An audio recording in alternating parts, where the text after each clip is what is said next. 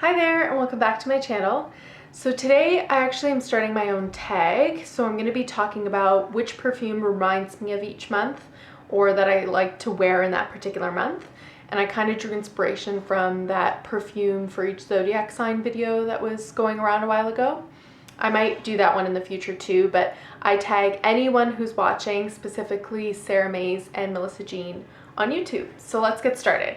For January, I chose Alaia Paris, and this one you get pepper, peony, musk, and very strong leather. So it's kind of a musky, floral, slightly sweet, leathery fragrance.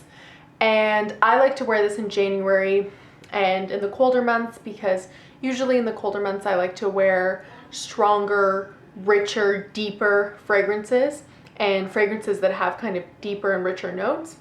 So that leather, that musk, it lasts a very long time. It does incredibly well in colder weather, cold and dry specifically. And yeah, I love it. And that's my January pick, Alaia Paris. For February, I actually kind of drew inspiration from Valentine's Day and wanting something super warm and cozy. So I chose Burberry Her, just the regular Burberry Her, though Burberry Her Intense is beautiful and I'd love to pick that up as well. So this one, many people have said it's a Baccarat Rouge 540 dupe. It's also made by the perfumer Francis Curtijan. I don't think it's a full dupe, but you definitely get that vibe.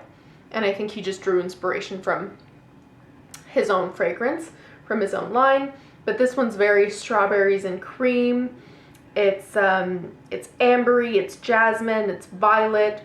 Those berries that, it lists berries in the note, but I specifically get kind of like a synthetic strawberry, and it's beautiful. It's also kind of beast mode. I mean, honestly, I've sprayed it on coats, washed the coat, and still smelled it. It lasts forever on the skin as well. I love this one. It just makes me feel good. It's definitely signature fragrance worthy, and I love it. It's my February pick, and it's great for Valentine's Day. It's very sweet and sexy. So for March, it's a hard one to find, but this is actually called Spring Summer Bonbon or Spring Summer Bonbon by Viktor and Rolf, and it's a flanker of the regular Bonbon. And this one I love. I checked online and I bought it in Europe, so I didn't realize, but apparently it's a flanker that was originally and kind of only released for the European market. I don't know why, because this is my favorite of the Bonbon or Bonbon collection. It's kind of sparkling in a way. Like you definitely get kind of like a champagne-y fuzz, and I don't know why because it's not in the notes, but you get jasmine and peach and peony, and yeah, and kind of like in the dry down, I get a little bit of cedar, but only right as it's drying down. It's beautiful. It kind of reminds me of spring. Everything's coming back to life again. It's sparkling, it's fresh and floral and slightly candy-like, and I love it. I absolutely love it. If you can find it online somewhere or in your country, definitely pick it up. It's called Spring Summer Bonbon by Viktor and Rolf. And for April, I think it's the only celebrity fragrance of this list. It's Ariana Grande's Cloud, and this one I kind of hate the base here just because it's not attached, so I'll take that off. And this one, it's actually interestingly another one of those possible dupes for Baccarat Rouge 540. Again, it has that vibe. It's not an exact dupe, but if you like those kinds of fragrances or if you want the vibe and the feel for it, I definitely think it's close. I'll actually spray this one. To me, I really, really like it. It's top 5 favorite celebrity fragrances for sure. It's a sweet, vanilla whipped cream, and again, it kind of, you know, if you wear it on like your scarf or the clothing around your neck so you can always smell it, it kind of wraps around you. It is kind of like a cloud of delicious sweet whipped cream. And you know, it's April, we're getting into warmer weather. It's beautiful. The blue kind of reminds me of the rainy weather in April, but I love it. I really, really like this one. And some people say that they get coconut. I unfortunately don't really get that coconutty note, but I do get a really sweet vanilla-y whipped cream. For May, I chose Magnolia Nobile by Acqua di Parma. And this one is part of that range. The Nobile range has 5 of them. I have 2 others. I have the Rose and the Peony Nobile, but I don't have Iris and Jasmine, and I'd love to pick them up. But Magnolia, I chose it for March because Magnolias start their bloom or I chose it for May rather, and I chose it because they start blooming in May going into June. Actual real magnolias, and it's beautiful. It's such a true magnolia scent, and you do get that citrus, which is common for Acqua di Parma. You do get citrus and a little bit of rose actually, but the main note is a beautiful, beautiful magnolia, and it's lovely, and that's my May pick.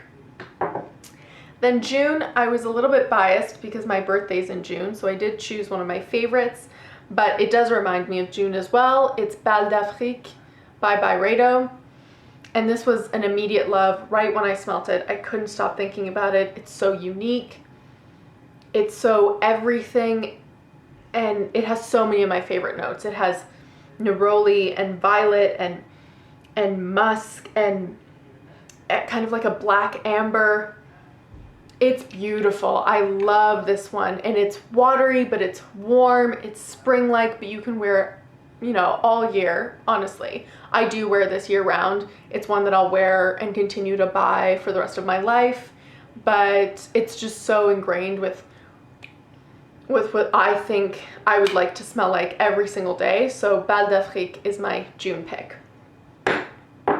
Then for July and August, I really tried to pick fragrances that do well in that heat. So for July, it's Bond No. 9's Fire Island, and this one is so summery. It reminds me of going to the beach in July, being in the water and the sand. You get that copper tone sunscreeny feel. You get neroli, a little bit of honey, and yeah, and a little bit of musk. It's beautiful. I mean, yeah, it's really just neroli, musk, and a little bit of honey, and mixed together on your skin as if you're also wearing like a copper tone sunscreen and you're laying in the sand. It's beautiful. It does well in the heat. It lasts a very long time. The bottle's beautiful, very summery, and yeah, I love it. That's my July pick. August is one that everyone talks about now, and it's beautiful. It's been my favorite for ages. It's L'Impératrice 3 or L'Impératrice 3 by Dolce & Gabbana. This is watermelon and kiwi, and it's watery, and you kind of get a little bit of rhubarb. I'm not sure if that's in the notes actually, but I do get a little bit of rhubarb. It's a little tart. Yeah, so watermelon and kiwi, a little bit of rhubarb, super watery, super great in the heat, super light, but it lasts a long time. It's beautiful. I used to spray this for ages in Sephora before I picked it up at Winners, which is like a Canadian TJ Maxx, and it's lovely. It's part of a really long and a really big anthology series by Dolce & Gabbana, but none of the other fragrances kind of stayed around. I have seen them pop up online and I might pick them up, but this is the one that Dolce & Gabbana kept, and I think for a good reason. It's beautiful. Then in September, this is one of my favorites. It's my baby. It's Dior Addict, and it's actually the best of 3 formulations. So the original formulation came out in 2002, I think, and then there's the 2012 version, which this one is, which is regarded as being the best, and then that stayed for 2 years, and then 2014 is the newest formulation, which smells nothing like this one. I love this one. This is the best gourmand I've ever smelled. I'm terrified of running out. I'm up to here already, and I know I should keep using it so that it doesn't go bad, but it's stunning. It's got vanilla and benzoin and orange blossom, but not a springy orange blossom, a deep orange blossom, and jasmine, and yeah, it's stunning. It's beautiful. It lasts such a long time. It's so warm. It's lovely as you're getting into fall, end of summer, beginning of fall. It's lovely. And if you can find this formulation specifically, definitely pick it up. Then in October, I chose The One Desire by Dolce & Gabbana. And this one really reminds me of kind of being in the depth of fall, because you get that caramel, that vanilla, and tuberose and musk. Honestly, those are the only 4 notes I really get. You get tuberose, musky, caramel and vanilla are really, really strong with this one. And it's great. It's kind of candy-like because of the caramel and vanilla, like those hard caramel candies.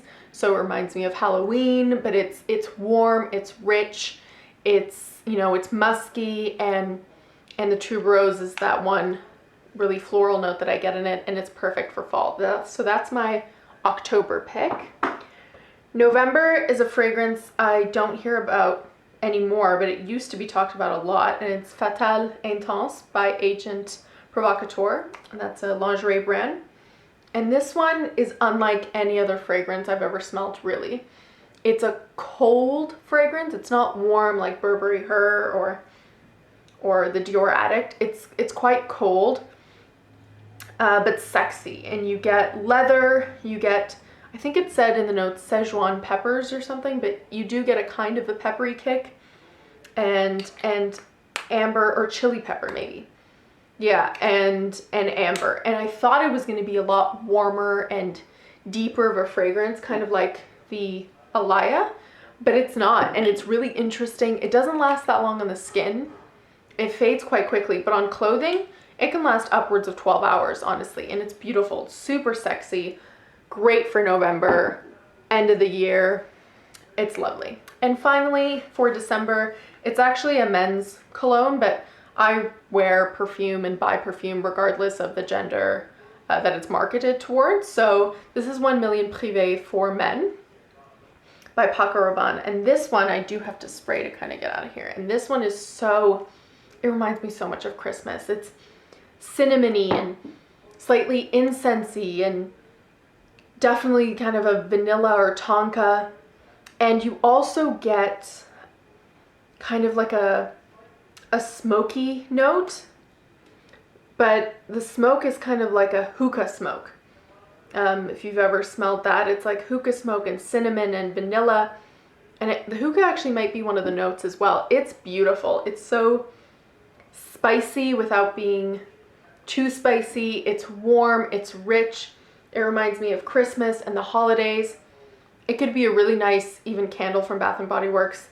I love this one. It's so, so nice for the holidays and December in general. So that is my video. Those are all the fragrances for each month, and I'll see you next time. Bye.